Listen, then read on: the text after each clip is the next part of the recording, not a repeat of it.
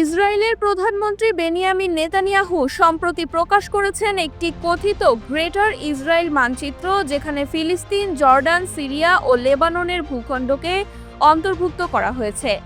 এই মানচিত্র প্রকাশ হতেই উত্তাল হয়ে উঠেছে মধ্যপ্রাচ্য। ফিলিস্তিনিদের পাশাপাশি জর্ডান ও সৌদি আরবও তীব্র প্রতিবাদ জানিয়েছে। বিশেষ করে জর্ডান এখন সরাসরি যুদ্ধ প্রস্তুতির পথে হাঁটছে। 3 দশকেরও বেশি সময় বন্ধ থাকার পর আবারও চালু হতে যাচ্ছে জর্ডানের জাতীয় সামরিক পরিষেবা কর্মসূচি। দেশের ক্রাউন প্রিন্স দ্বিতীয় হোসেন বিন আবদুল্লাহ এক বৈঠকে তরুণদের উদ্দেশ্যে বলেন, দেশের সেবা ও প্রতিরক্ষার জন্য তাদের সর্বদা প্রস্তুত থাকতে হবে।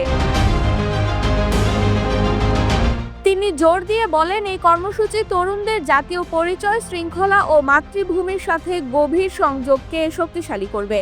3 দশক আগে চালু এই কর্মসূচির আওতায় 18 থেকে 40 বছর বয়সী পুরুষদের 2 বছরের জন্য বাধ্যতামূলক সামরিক সেবা করতে হতো। তবে 2020 সাল থেকে কেবল বেকার তরুণদের জন্য 1 বছরের প্রশিক্ষণ বাধ্যতামূলক করা হয়।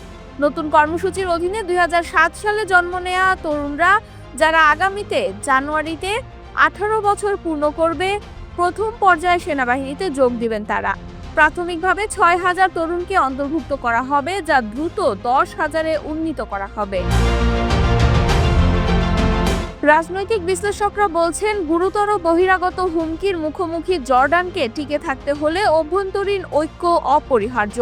ফিলিস্তিনে চলমান সংঘাত, গাজায় ইসরায়েলি অভিযান এবং নতুন মানচিত্র প্রকাশের মধ্যেই জর্ডানের এই সিদ্ধান্ত মধ্যপ্রাচ্যে নতুন উত্তেজনার জন্ম দিয়েছে।